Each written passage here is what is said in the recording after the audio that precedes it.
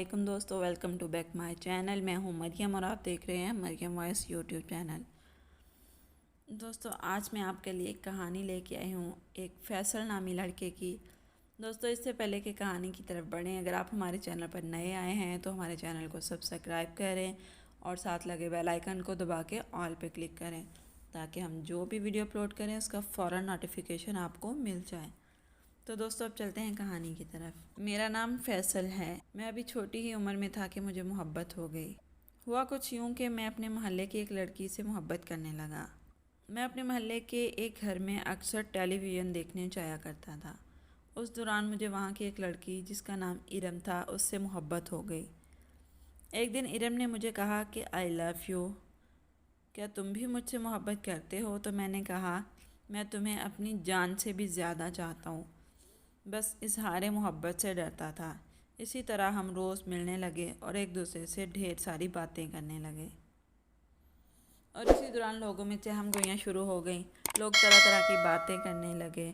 इसी दौरान मेरे घर वालों को भी पता चल गया तो उन्होंने मुझे उनके घर जाने से रोक दिया, लेकिन मैं फिर भी मना ना हुआ और उसके घर वालों ने भी मुझे रोक दिया। फिर मैंने अपने एक दोस्त से बात की और उससे कहा कि मेरी उससे मुलाकात करवा दो, तो उसने मुझे तसल्ली दी और फिर मेरे दोस्त के घर आने लगी और हम खूब बातें करते। एक दिन हम अकेले बातें कर रहे थे कि अचानक उसका भाई मुदस्सर आ गया और हम दोनों को मारना शुरू कर दिया। इरम ने अपने भाई को पकड़ लिया और मुझे कहा कि मैं भाग जाऊं और मैं भाग गया, तो इसके भाई ने इसे बहुत ही मारा। इसी तरह पूरे मोहल्ले में हमारी मोहब्बत का चर्चा हो गया। फिर एक दिन मैंने उसे कहा कि हम यहाँ से भाग चलते हैं। उसने मेरा साथ दिया। हमने एक दिन मुकर्रर करके तरतीब बनाई। हम मुकर्रर दिन को घर से निकले और दूसरे शहर में मेरा एक दोस्त था, हमने उसके घर में पनाह ली। इरादा था कि कोर्ट मैरिज करेंगे, लेकिन दोस्त ने कहा कि कुछ दिन बाद करना। इस तरह हम वहाँ 15 दिन ठहरे और इरम परेशान रहने लगी। कहती कि हमने अच्छा नहीं किया, हमारे माँ बाप परेशान होंगे। मैंने उसकी बात मान ली और हम घर वापस जाने लगे। जब हम स्टेशन पर पहुँचे तो मैंने उसे समझाया कि पहले तुम अकेली घर जाओ, मैं 2-3 दिन के बाद आऊँगा। वो अकेली जाने के लिए तैयार ना थी, लेकिन मैंने उसे समझाया कि अगर हम इकट्ठे गए तो बहुत बुरा होगा। तुम कह देना कि मैं अपनी बहन के घर गई थी। इस तरह वो मान गई। मैं 2 दिन अपने दोस्त के पास रहा, कुछ ना खाया कुछ ना पिया, हर वक्त इसके गम में निडाल रहता। आखिरकार जब मैं वापस अपने मोहल्ले में दाखिल हुआ तो लोगों ने मुझे डराया और समझाया कि तुम यहाँ से भाग जाओ, इरम के भाई और तुम्हारे घर वाले तुम्हें ढूंढ रहे हैं।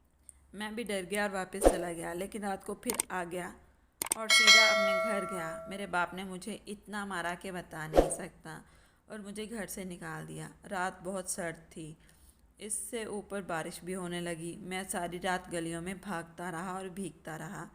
खुदा खुदा करके सुबह हुई तो मुझे इरम के अंकल ने देख लिया और मुझे पकड़ने के लिए मेरे पीछे भागा।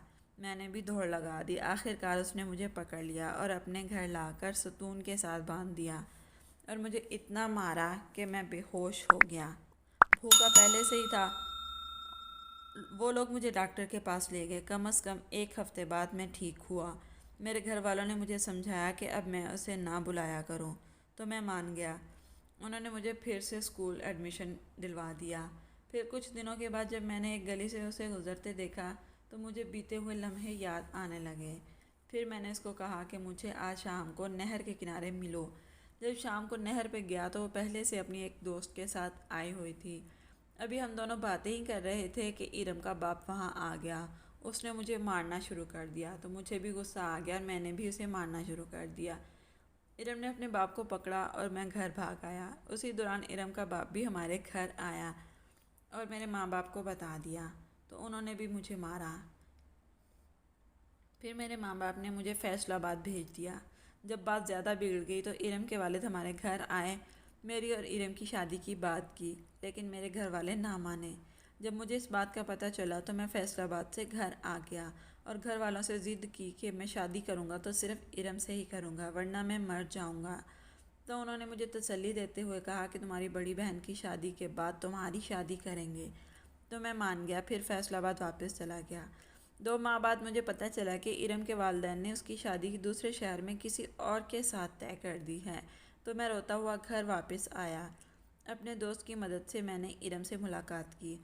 اس سے پوچھا کہ تمہیں یہ شادی منظور ہے؟ تو اس نے یہ کہا ہاں، اور پھوٹ پھوٹ کر رونے لگی اور کہنے لگی میں کیا کرتی، تمہارے ماں باپ نے تو ہم دونوں کی شادی سے انکار کر دیا۔ میں وہاں سے اٹھا اور گنے کے کھیت میں چلا گیا۔ میں نے اپنی کلائی کو بلیڈ سے زخمی کر لیا۔ میری کلائی کی وین کٹ گئی، میں وہیں گر گیا اور بے ہوش ہو گیا۔ شام کے وقت مجھے ہوش آیا۔ میں نے اپنے آپ کو بہت کمزور محسوس کیا۔